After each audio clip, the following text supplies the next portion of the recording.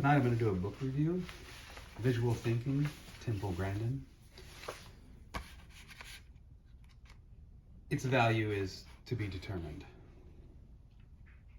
I wouldn't recommend it to anyone else as a great read. I'm not sorry I read it. I didn't gain a whole lot from it. It is well written. There's just misleading, I guess, in the title for me and the way I heard about it. I heard about it through the YouTube channel Watch Wes Work. It was one of the things Wes suggested for a Christmas gift. So I got it from our local library. They borrowed it from another library. Again, I did not enjoy this book.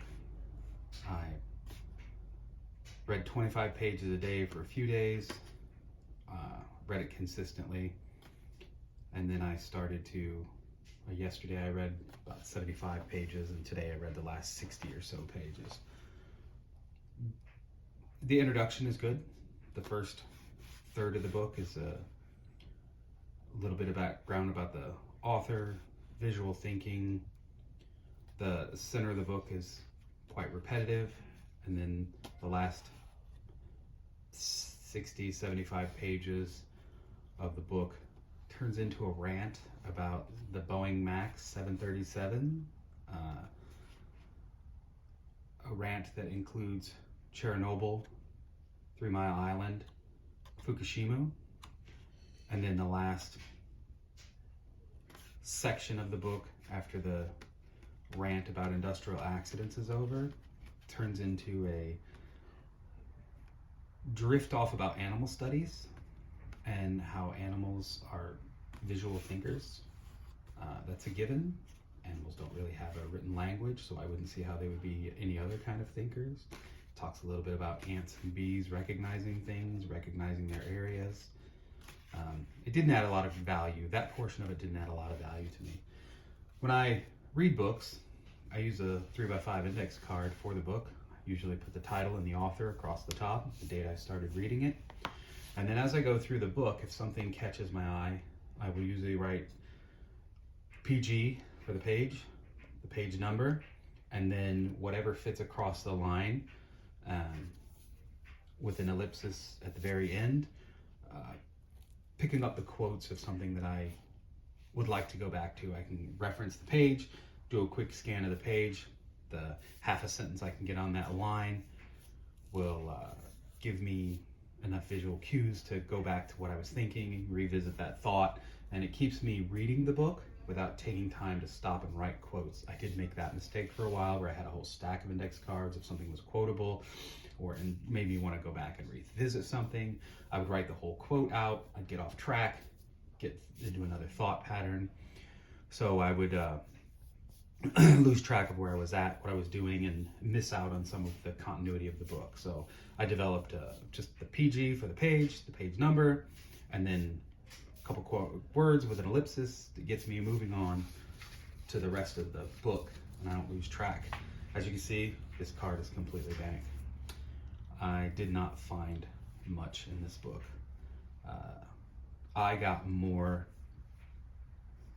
in the moment and since long term from Jane Austen's Northanger Abbey than I did from this book.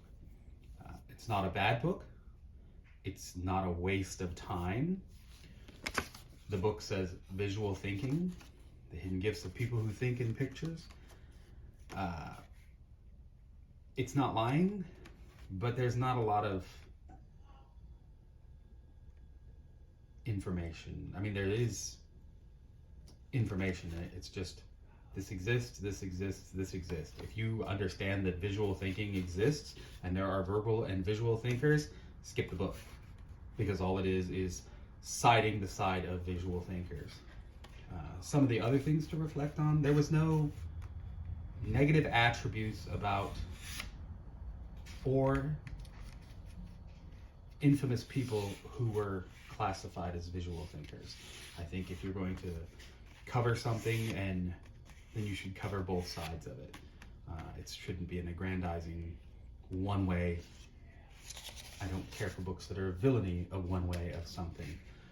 Most of the time when we have societal norms, we can agree that some acts are bad and other attributes are good.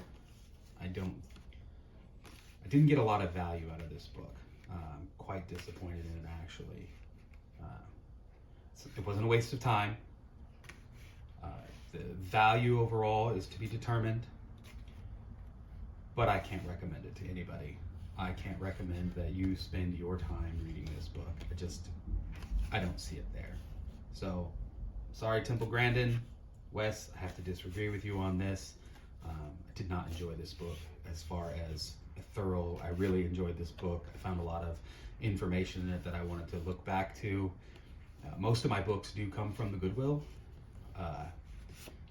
Had I bought this from the Goodwill, it'd be going back to the Goodwill. It would not find a permanent home in my library at home. I am glad I got it from the library at no fee, because I would be disappointed even if I'd have paid the $2 for a hardback at the Goodwill. It'd be going back to the Goodwill.